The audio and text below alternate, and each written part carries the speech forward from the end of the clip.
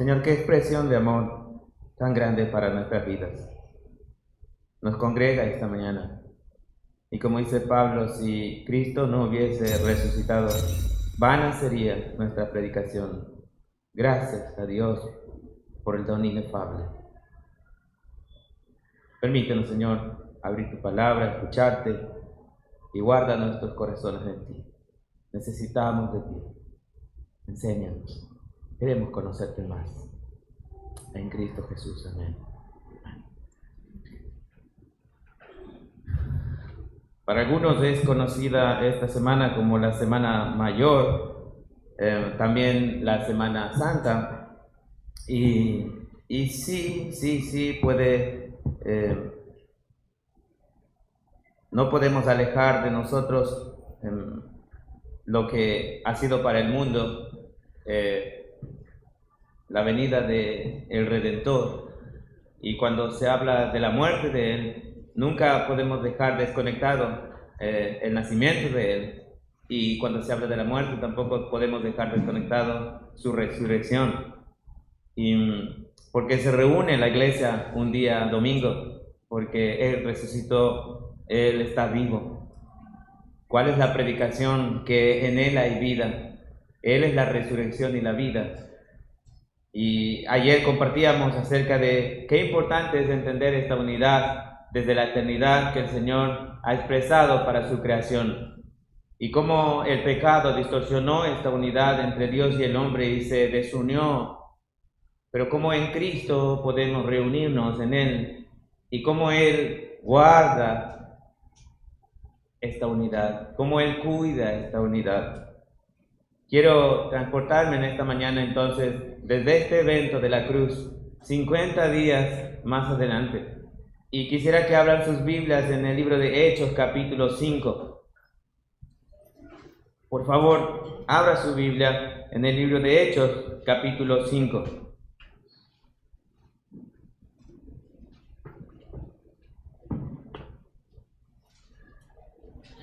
Este es un evento que muchas veces lo hemos escuchado, tiene que ver con el Pentecostés. Y el libro de los Hechos se llama así porque tiene que ver con esa manifestación, tiene que ver con los hechos de aquellos que han conocido a Jesús como su Salvador, aquellos que presenciaron. No es algo apartado, es un hecho, los hechos de aquellos que conocen esta unidad va a ser reflejada. El libro de Santiago habla de la fe y dice, por ejemplo, que si alguno tiene fe y dice que tiene fe, pues muestre esos hechos, ¿verdad? Aquí tenemos a hombres que habían caminado con Jesús y que ahora ya no estaba Jesús con ellos. Ahora Jesús había resucitado y estaba a la diestra del Padre. Y la Biblia dice que había de enviar un consolador, y este consolador estaba ya aquí delante de ellos, se había manifestado. Estamos leyendo capítulos después de la manifestación del Espíritu Santo. Voy pues a preparar lugar, dijo él, pero habló de ir y no dejar solos, sino que enviaría un consolador. Este consolador tenía que ver con este Espíritu Santo mismo de Dios que produce en nosotros el querer como el hacer y de su buena voluntad. Estamos viendo los inicios de la iglesia y estamos percibiendo cómo la mano de Dios ha estado allí siempre, con hombres comunes y corrientes, con hombres como usted y como yo, nada fuera de lo normal, pero con una gran diferencia, que conocían a este Jesús resucitado. En medio de ellos hubieron muchas personas también que estuvieron distantes de este evento y viéndolo no lo veían. Se atrevieron a decir que los milagros que Jesús hacía era porque era enviado del diablo. Muchos lo llamaron hasta hijo de Belcebú, al mismo Jesús. El pasaje, capítulo 5, versículos 12 al 42. Y tiene que ver con esa expresión de los inicios de la iglesia. Y yo he titulado este sermón Fieles y Valientes. Fieles y valientes. Ayer hablábamos de lo que es la fidelidad, ¿verdad? Pero es imposible que alguien que sea fiel no se muestre valiente. Está conectado. Dice el versículo 12, y por la mano de los apóstoles se hacían muchas señales y prodigios en el pueblo, y estaban todos unánimes en el pórtico de Salomón.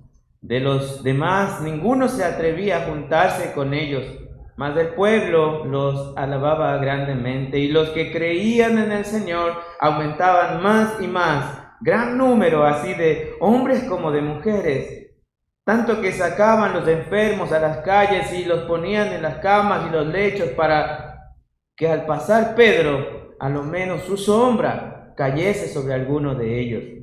Y aún de las ciudades vecinas muchos venían a Jerusalén, trayendo enfermos y atormentados de espíritus inmundos, y todos eran sanados.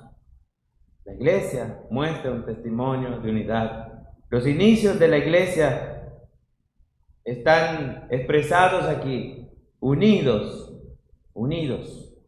a ese Dios de milagros. El mismo Jesucristo, ¿verdad? Dándoles este poder. Ahora, yo quiero que se fijen en un detalle muy interesante. ¿Se acuerdan ustedes cuál fue la última vez que Pedro aparece en la historia antes de aparecer acá en los Hechos? ¿Ustedes recuerdan la noche cuando Jesús le dijo que iba a negar 3 veces a Jesús? Bueno, hasta allí, desde ese momento hasta aquí hay 50 días de silencio de Pedro. Pedro no aparece. Pedro no aparece sino hasta la predicación en Pentecostés. El pecado. Y es muy interesante esto porque yo no creo que Pedro estaba tan tranquilo con lo que había pasado, lo que había presenciado. Y tuvo su momento de silencio, y tuvo su momento de reconciliación, tuvo su momento de recogimiento, tuvo su momento de... ¿Qué hice? Contrario a Judas, ¿verdad? Y allí puedes tener una expresión de lo que es un arrepentimiento y lo que es remordimiento. Judas remordido. Él no conocía al Señor, aunque estuvo en la mesa, y pensó que el pecado que él hizo iba a solucionarlo devolviendo las piezas de plata. Y al final, cuando fue a devolver las piezas de plata por Jesús, lo que dijeron: no queremos ya eso, ya tenemos lo que queríamos. Y él dice que saliendo, bueno, ustedes saben la historia. Bueno, Pedro se encontraba en una situación de haber negado a Jesús, y aquí está él, en cambio, un Pedro renovado, un Pedro arrepentido, un Pedro lleno del Espíritu Santo. Y esto es tan importante, hermanos, ver cómo el ser llenos del Espíritu Santo no tiene nada que ver con tener más del Espíritu Santo. Tiene que ver con el control que Él tiene de mi vida. Él tiene más de mí. Él tiene más de mí. Así que sacaban los enfermos a las calles, y los ponían en camas y lechos. La iglesia estaba en un testimonio de unidad. La iglesia estaba mostrando quién era el que guiaba. No estaban solos. Y aún de las ciudades vecinas, muchos venían a Jerusalén trayendo enfermos y atormentados de espíritus inmundos, y todos eran sanados. Dice que la gente se acercaba, al menos querían la sombra de Pedro, por lo menos.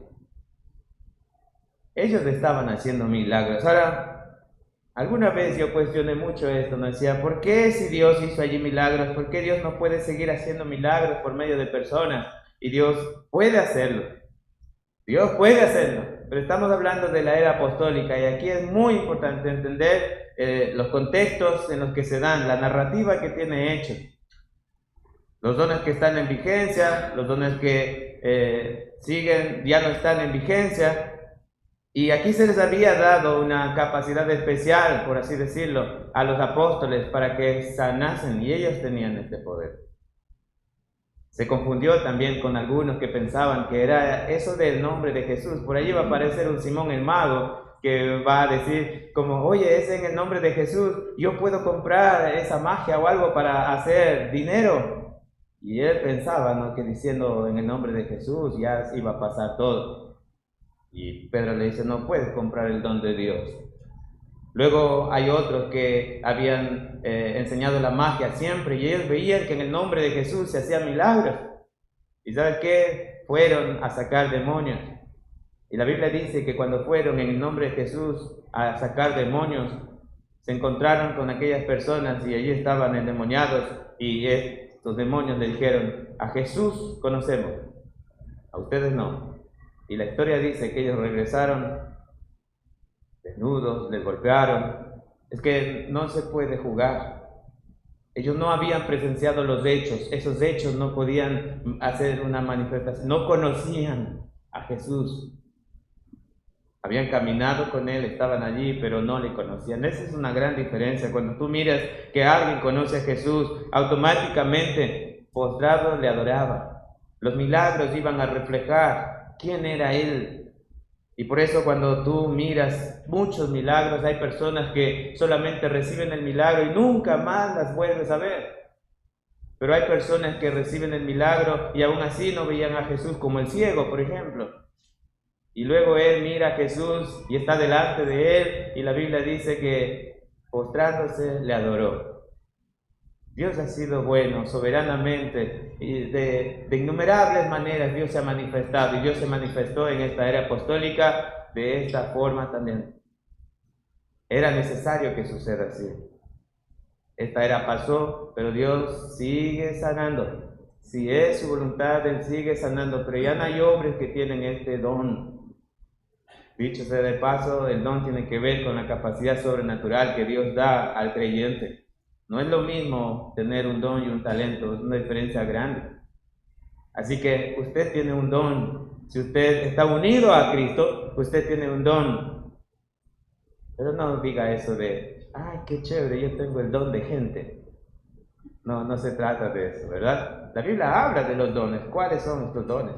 Aquí están ellos haciendo una manifestación de Dios, unidos. La iglesia es un testimonio de unidad. Eso es lo que estamos mirando aquí. Hay una segunda cosa, que la iglesia experimente el cuidado de Dios siempre, siempre. Por eso, si estamos unidos a Cristo, habremos de ser un testimonio de esa unidad que tenemos. Y muchos van a venir en busca de esa sanidad que Dios suele dar. Y estoy hablando no de esa sanidad corporal solo.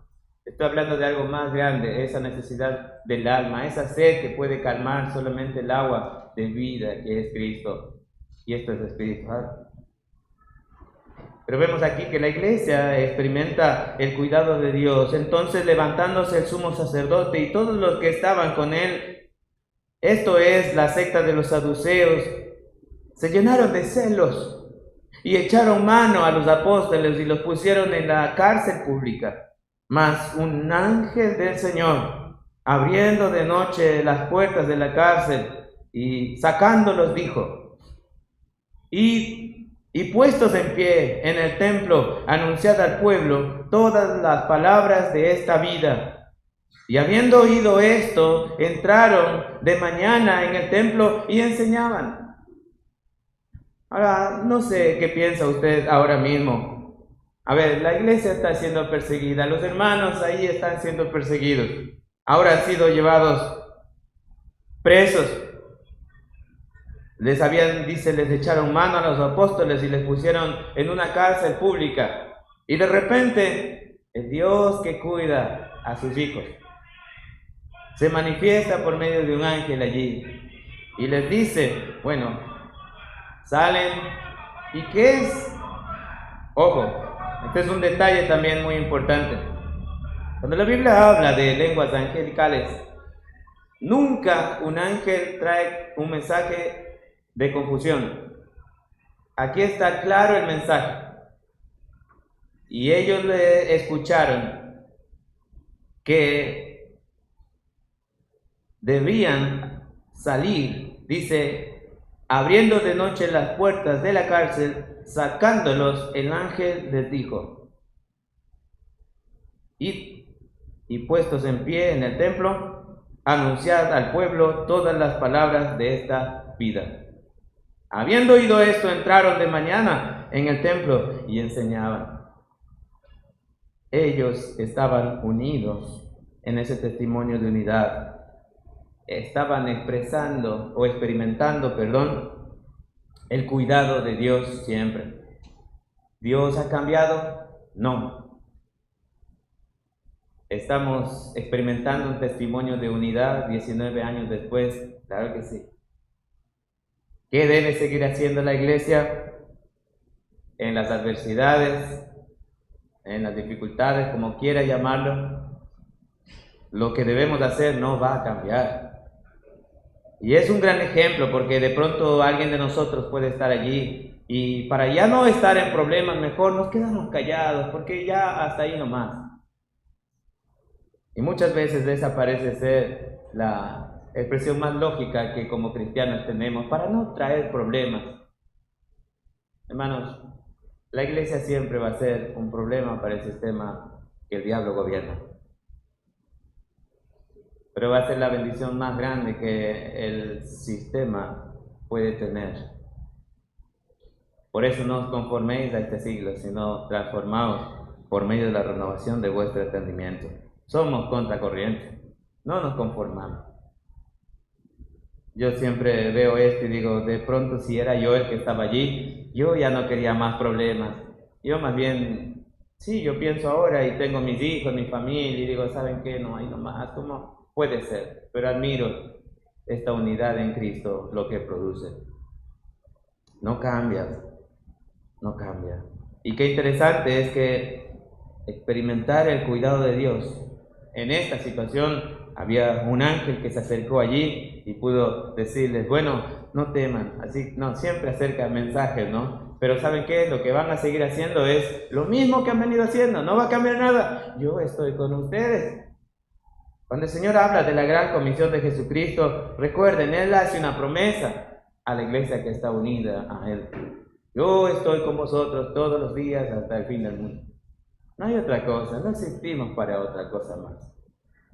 Amén. Qué bonito verles cantando y quiero decirles esto. La forma más efectiva de evangelización está en la familia. Cuando el hombre entiende el sacerdocio que tiene en su hogar, juntos, acercan a la iglesia a su familia. De verdad. El hombre debe saber que esta es la forma más efectiva y allí están los hijos que cantan con sus padres, los hijos que leen la Biblia con sus padres. ¿De quién van a aprender? Si no lo hacemos nosotros, otros lo van a hacer y de diferente manera o les van a enseñar otras cosas. El tiempo que nosotros aprovechamos con nuestras familias, buscamos tener tiempo, sentarnos, compartir de nuestra fe. ¿Por qué se reunían los judíos en sus fiestas? Cuando la Biblia habla del no os unáis en yugo desigual, tenía que ver con ese sentido de no mezclarse. Y se preparaban los espacios, los escenarios, para que se conozcan con el mismo pueblo, sin mezclarse. Así que no lo veamos distantes, no veamos esta unidad como apartada, que otros nomás lo tienen que tener o que otros nomás tienen que hacer esta evangelización. Somos nosotros, somos la iglesia, comienza desde allí. Hay una tercera cosa que yo veo aquí, es que cuando la iglesia está unida con hombres fieles y valientes, el enemigo se turba con una iglesia fiel a su Salvador. Tú sabes cómo le llaman a la iglesia luego, ¿verdad? En el libro de los Hechos. Estos eran los que andaban alborotando el mundo. No estaban escondidos. Algo se decía, ¿y qué más da? Y la cosa es que la gente va a hablar siempre, por sí o por no, siempre va a tener algo que decir. Gloria a Dios que estamos unidos en Cristo y que podemos hacer cosas que trascienden en la eternidad. Y no importa lo que puede decir el sistema o este mundo. Nosotros sabemos quién gobierna nuestras vidas. Entre tanto, dice, vinieron al sumo sacerdote y los que estaban con él y convocaron al concilio y todos los ancianos de los hijos de Israel y enviaron a la cárcel para que fuesen traídos, ¿cierto? Pero cuando llegaron los alguaciles no los hallaron en la cárcel, entonces volvieron y dieron aviso, diciendo: por cierto, la cárcel hemos hallado cerrada con toda seguridad y los guardias afuera de pie ante las puertas, mas cuando abrimos a nadie hallamos dentro. Cuando oyeron estas palabras, el sumo sacerdote y el jefe de la guardia del templo y los principales sacerdotes dudaron en qué vendría a parar aquello. Pero viniendo uno, les dio esta noticia: he aquí los varones que pusisteis en la cárcel están en el templo y enseñan en el pueblo. Entonces fue el jefe de la guardia con los alguaciles y los trajo sin violencia, porque temían ser apedreados por el pueblo. Esas cosas, ¿no?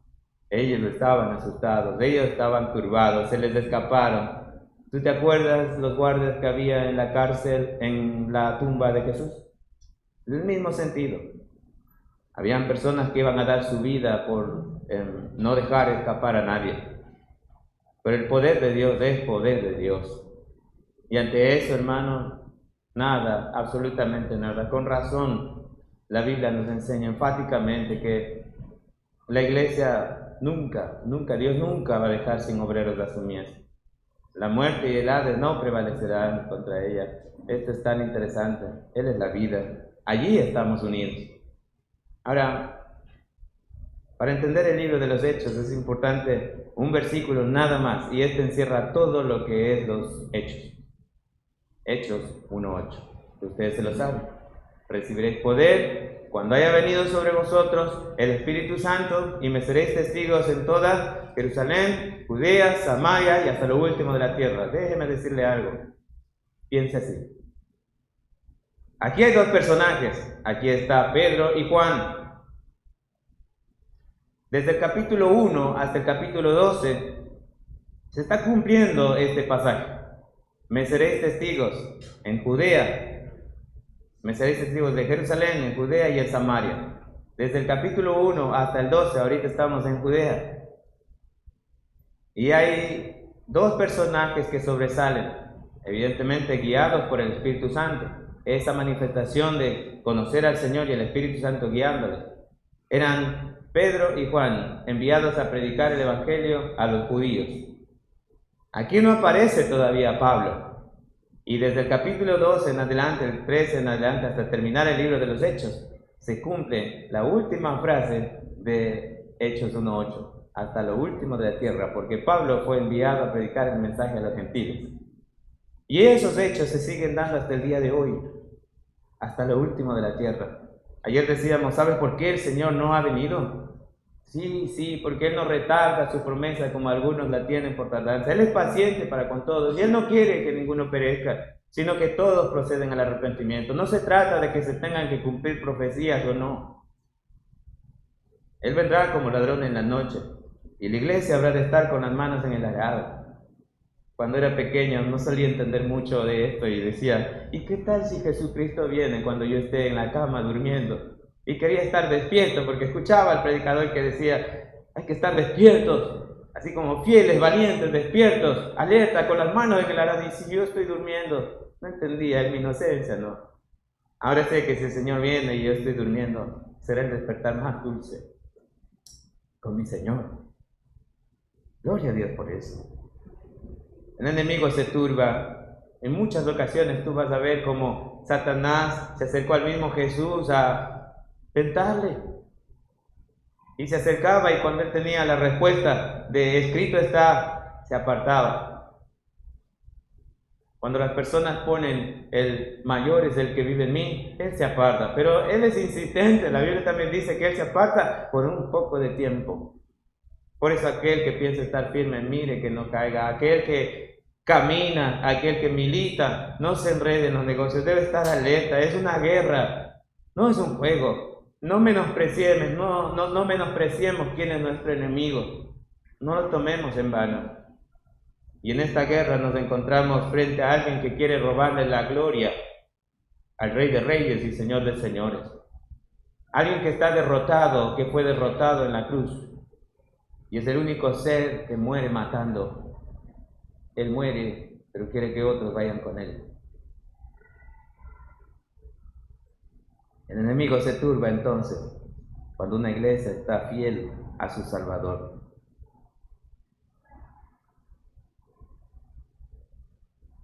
Él entonces fue el jefe de la guardia con los alguaciles y los trajo sin violencia porque temían ser apedreados por el pueblo.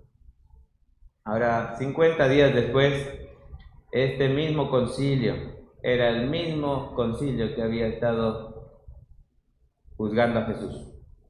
Anás, Caifás, eran los mismos que estaban ahora enfrentando los seguidores de Jesús, los apóstoles de Jesús. ¿Sabía eso? Ya lo habían hecho antes, ya lo habían hecho. Los saduceos, los fariseos, los doctos de la ley estaban allí haciendo su trabajo y contra ellos se volvieron a enfrentar. Pero hay una cuarta pauta hablando de la iglesia. Y la iglesia defiende la fe valientemente. Mira lo que hacen estos hermanos. Cuando los trajeron, los presentaron en el concilio. Y el sumo sacerdote les preguntó diciendo: ¿no os mandamos estrictamente que no enseñasen en este nombre? Y ahora habéis llenado a Jerusalén de vuestra doctrina y queréis echar sobre nosotros la sangre de este hombre.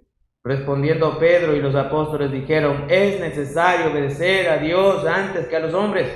Y el Dios de nuestros padres levantó a Jesús, a quien vosotros matasteis colgándole en un madero. A este Dios ha exaltado con su diestra por príncipe y salvador para dar a Israel arrepentimiento y perdón de pecados. Y nosotros somos testigos suyos de estas cosas. Y también el Espíritu Santo, el cual ha dado Dios a los que obedecen. ¿Qué les impulsaba a ellos a hacer lo que estaban haciendo? Es que habían experimentado esta unidad en Cristo. Lo que habían visto y oído, para ellos no era negociable, no iban a callar. No era la primera vez que estaban ante este concilio, ya tuvieron un encuentro con ellos.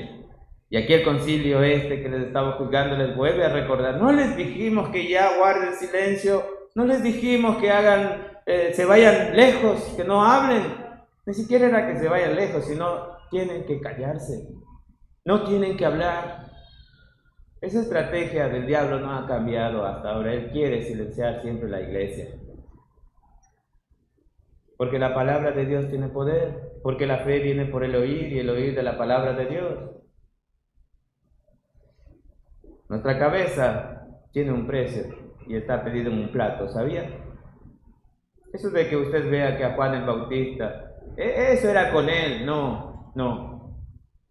Todos los cristianos, todos, estamos pedidos cuando somos capaces de denunciar una situación que es contraria a Dios.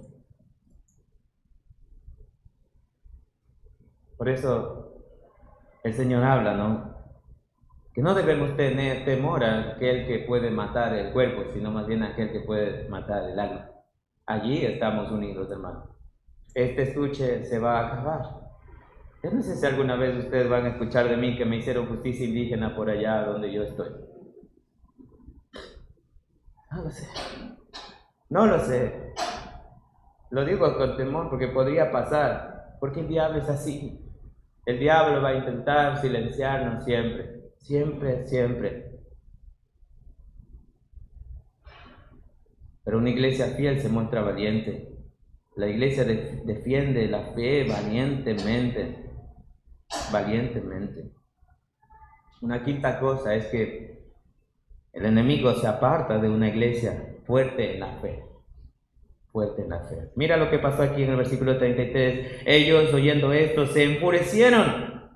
Esta palabra aquí, se enfurecieron, es como cuando los que conocemos los caballos cuando están comiendo el pasto, ellos suelen hacer esa era la expresión más o menos que ellos tenían de la furia, porque se sentían impotentes. Y aquí dice que ellos se enfurecieron y querían matarlos por anunciar a Jesús. Eso era.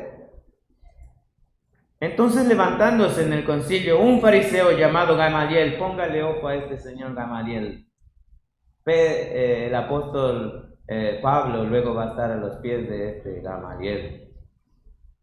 Lea más adelante.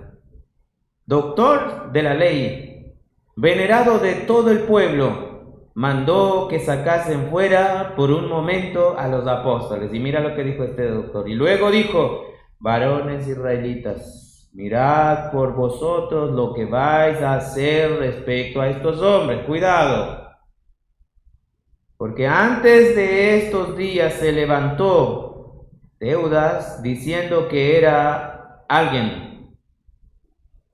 A este se unió un número como de 400 hombres, pero él fue muerto y todos los que obedecían fueron dispersados, reducidos a nada. Después de este se levantó Judas el Galileo en los días del censo y llevó en pos de sí a mucho pueblo. Pereció también él y todos los que obedecían fueron dispersados. Y ahora os digo, apartaos de estos hombres y dejadlos, porque si este consejo o esta obra es de los hombres, se desvanecerá, mas si es de Dios, no la podéis destruir. No seáis tal vez hallados luchando contra Dios. Así lo miraban. Allí tuvieron temor. ¿Cómo nos miran a nosotros como iglesia? A veces, esta semana hicieron una obra muy bonita los jóvenes hablando digo así, ¿no? Esa clase, ¿cómo la iglesia está? Y por ahí decía que llegaban a la iglesia ciertas personas en busca de cristianos y se acerca y el pastor sale y le dice: yo tengo aquí un cristiano, y eso es lo que usted está buscando. Busca un cristiano rumbero, y sale el cristiano rumbero. Busca un cristiano y dice: no, eso no, eso es lo que busca un cristiano incógnito, ese que está calladito por ahí en la esquina. No, busca un cristiano. Eran algunas clases de cristianos, no sé, pero al final dice: no, usted no me entiende, yo estoy buscando un cristiano consagrado. Y el pastor dice: haber empezado por ahí, esos ya se extinguieron hace mucho tiempo, esos ya no hay. La realidad de la iglesia es eso, ¿no? La realidad, se confunde todo. Y hay una especie de copias, podría decirse, de cristianos, que es cristiano, punto. Y vive, lucha, camina en pos de la santidad, entiende que su lucha es real. No estoy hablando de una impecabilidad que no existe. Estoy hablando de que antes, cuando sus pies corrían presurosos al mar, no le importaba, pero ahora que conoce a Dios y el Espíritu Santo de Dios mora en su vida, ya sabe que lucha. Ya no es normal hacer lo mismo que hacía antes. Y camina en pos de la santidad. Aquí vemos cómo el enemigo se aparta de una iglesia fuerte. Y aquí lo que estamos viendo, que este Gamaliel lo que está diciendo: ¿saben qué? No hagan algo que después se van a arrepentir. Aquí hay unos personajes que ya vimos cómo llegaron y mira lo que hicieron con ellos. Todos los que se fueron en contra de ellos, mira lo que les pasó. Así que tengan cuidado. Si esto es de Dios, mucho cuidado. Si esto es de los hombres, esto se va a desvanecer. Así que allí estaba como incluso el mismo Satanás sabe reconocer lo que es de Dios. La iglesia entonces siguió con ímpetu. Esta palabra ímpetu habla de energía en movimiento, valentía, coraje ante el riesgo. Nos hace falta mucho eso, ¿verdad? Parece que hay una generación de cristianos que dicen que ven a Cristo y no te va a pasar nada, Él te va a librar de todo, Él no te va a pasar nada, nunca vas a tener un problema o nunca vas a tener una enfermedad. Esa corriente liberal que engaña con un mensaje, porque el valle de la sombra y de la muerte es real, hermanos, para el cristiano. El Salmo 23 dice que aunque ande en valle de sombra y de muerte, esa es la diferencia. Él está con nosotros, pero el valle es real, existe, pero Él está con nosotros. Cuando estamos unidos a Él, Él está con nosotros. No que no vamos a pasar dificultades. O vemos otra cosa en esta narrativa de los hermanos de la iglesia primitiva.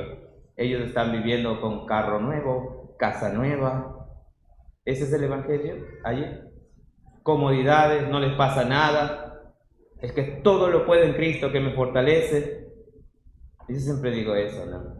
Cuando Pablo dijo todo lo puedo en Cristo que me fortalece, es importante ver qué sucede antes, qué sucede después del pasaje. Y él está hablando de he aprendido a contentarme, sé vivir, cualquiera que sea mi situación, en la abundancia, en la escasez, he aprendido a estar contento con todo. No se trata de una expresión de superpoderes. Cuando alguien me dice algo como esto, yo le suelo decir, oye, súbete al 5º piso. Tú me dices que tienes poder y que todo lo puedes en Cristo que te fortalece. Súbete al 5º piso, ponte una capa de Superman y lánzate y vuela. Todo lo puedes en Cristo, me acabas de decir. ¿Lo harías? No, pues, pero todo lo puedes en Cristo que te fortalece, ¿o no? No podemos desafiar las leyes de la gravedad. La fe no carece de lógica. Esas falsas interpretaciones que se dan traen terribles daños. Y la iglesia luego está creyendo cosas raras. Es la realidad de la iglesia, pero su respuesta ante esta realidad es que están unidos, confiados en ese Dios que los sustenta. Entonces, el versículo 40 dice, y convinieron con él, y llamando a los apóstoles, después de azotarlos, les intimidaron que no hablasen en el nombre de Jesús, y los pusieron en libertad. Y ellos salieron de la presencia del concilio, gozosos de haber sido tenidos por dignos de padecer afrenta por causa del nombre. Y todos los días en el templo y por las casas no cesaban de enseñar y predicar a Jesucristo. Hermanos míos amados, qué expresión más dulce de una iglesia unida, ¿verdad? No son tus fuerzas, pero si está unido, si esa expresión de unidad en Cristo ha sucedido, el gozo del Señor se manifiesta en los momentos difíciles. Qué importante es poder entender que solamente cuando tenemos la paz con Dios podemos disfrutar la paz de Dios. Qué importante es poder entender que cuando estamos unidos en Cristo, a Dios podemos expresar el caminar en unidad y disfrutar la paz de Dios aún en los momentos difíciles. Yo no puedo decir otra cosa que no vea aquí, hermanos.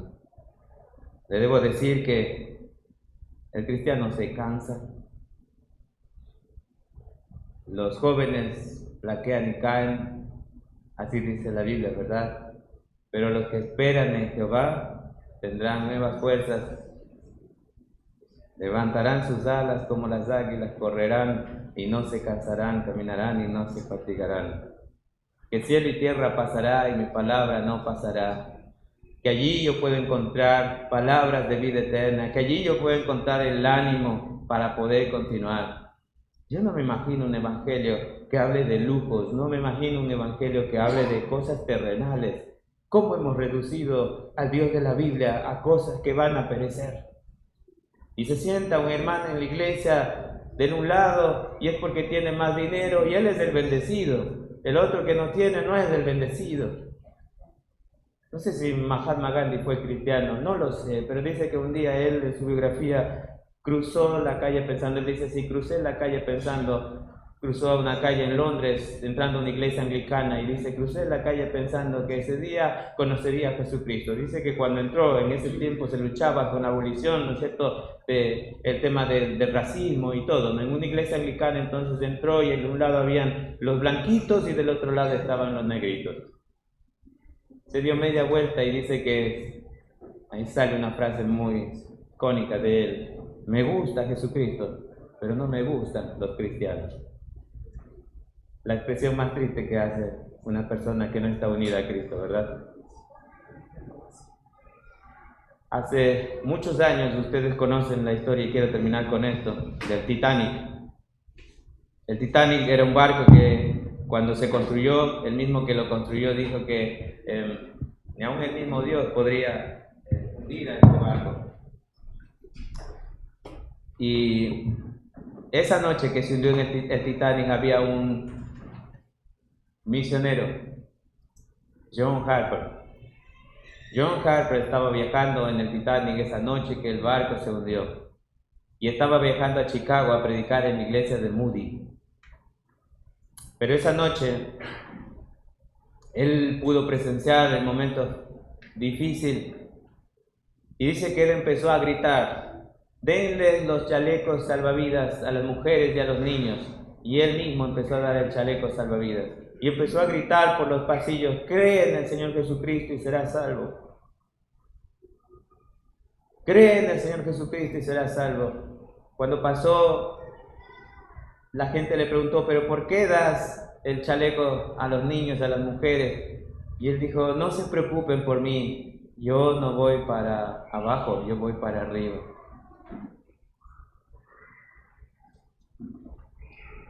Cuando el barco se hundió, todavía seguía la gente y en las gélidas aguas. Alguien, entre una ola que llevaba y traía, acercó a alguien a Moody y él le dijo: ¿crees en Jesucristo? Seguidamente se perdió en el agua y el agua lo volvió a encontrar y le volvió a decir: cree en el Señor Jesucristo y serás salvo. Esas fueron las últimas palabras de John Harper, expresando sus últimos momentos expresados con esas palabras. 2 años después, en Ontario, Canadá, cuando se reunieron los sobrevivientes del Titanic, un hombre se paró aquella noche. Y esa es la razón por la que yo estoy contando esta historia, no la estoy inventando. Él contó esa noche: yo nací de nuevo. Las últimas palabras de John Harper trajeron vida. Esta es la expresión de un hombre que está unido. Esta es la expresión de un hombre fiel y valiente en Cristo. Que Dios siga ayudando a la iglesia, las brisas, a seguir teniendo estas expresiones de fidelidad, de valentía, en medio de las dificultades que seguro tienen muchas para decir, pero que podamos decir: ¿sabe qué? Dios ha sido fiel. Hemos pasado momentos difíciles, pero Él no nos ha abandonado. Hemos visto cómo soberanamente, milagrosamente han sucedido cosas que nos han animado a poder seguir siendo luz aquí en este barrio, en Santo Domingo. Amén. Oramos. ¿Quiere ponerse de pie?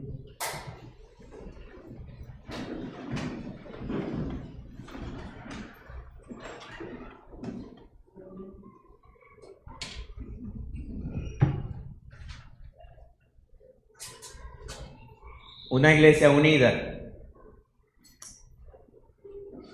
al dador de la vida va a expresar vida.